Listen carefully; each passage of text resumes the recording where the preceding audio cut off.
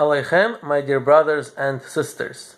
In this video, I would like to talk about the conversion process in Judaism. There seems to be a misconception out there that it is impossible to convert to Judaism, and I would like to clarify it. The answer is that it is possible to convert to Judaism, however, it is not easy. You see, from the perspective of the Torah, there were two covenants that God made. One covenant was with God and Noah, peace be upon him, and another covenant was with God and the children of Israel. Now, the covenant between God and Noah is binding upon all of humanity, meaning all of humanity has to fulfill their part of the covenant which God made with Noah.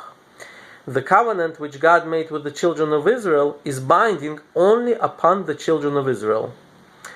So the covenant between God and Noah, that is that the humanity has to observe the 7 commandments which God gave to Noah. And God, on his end, will guarantee them a reward and a place in the world to come, paradise. Now, the covenant between God and the children of Israel is that the children of Israel are to observe not only the 7 commandments, but 613 commandments. So a Jew, meaning the descendant of the children of Israel, has to observe 613 commandments in order for him to receive a reward and a place in the world to come. And therefore, Jews are obligated to follow this covenant. Now, when a non-Jew wants to convert to Judaism, it's possible. He could. Let's say he got inspired and he wants to join the Jewish people and start observing the 613 commandments. However, when he first approaches the rabbis will most likely try to persuade him not to do it.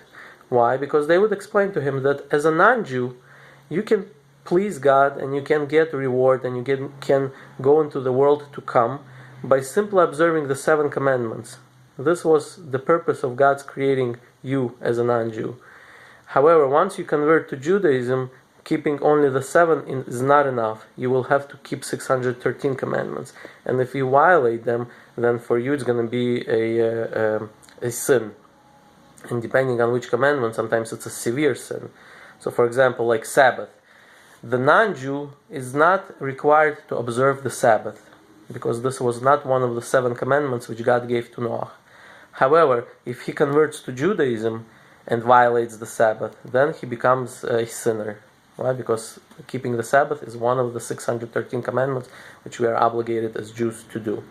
So therefore they basically explain him logically that there is no sense for him to convert to Judaism, because in the eyes of the Torah, he could be a righteous Gentile. But however, if he's still persistent and he still wants to do it, then the rabbis would start to teach him. And they would teach him Torah, the commandments, the oral Torah. And this teaching could last for years, these sessions. And the reason for that is because the rabbis want to make sure that the person clearly understands what he's getting into. Meaning he clearly understands the commandments and he clearly understands what he's getting into and what he will have to follow and observe once he converts to Judaism. Because keep in mind, once a person converts to Judaism, it's impossible to convert out of Judaism in the eyes of the Torah. It's only one way. He becomes a Jew, that's it. There's impossible to become a non-Jew. So therefore, they want to make sure he really understands what he's getting into and he's really willing to do it. And another reason is that sometimes there's this wave of inspiration. Let's say a non-Jew became inspired. He saw some video online or something like that and he became inspired and wants to convert to Judaism. However, this inspiration sometimes could last a month, sometimes a few days, but then sometimes it can go down. So just because a person is inspired today to convert to Judaism doesn't mean he's going to be inspired 2 years from now to observe these commandments. And therefore the rabbis want to make sure that after years of learning he's still as inspired and as eager to become a Jew and they want to make sure that, and if that's the case, then they would accept his conversion. And now, what happens after he converts to Judaism? So after he converts to Judaism, he gets actually a special status.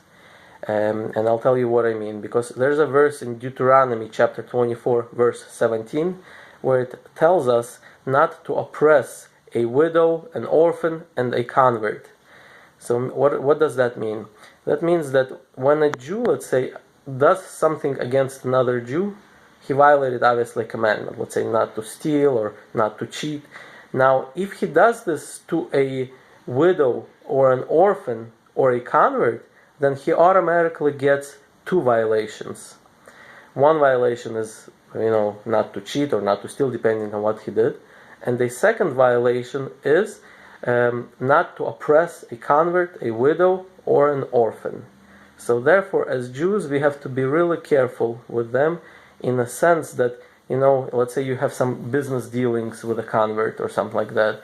You got to be really careful, because you got to keep in mind anything you do wrong against him automatically gets you double the violation.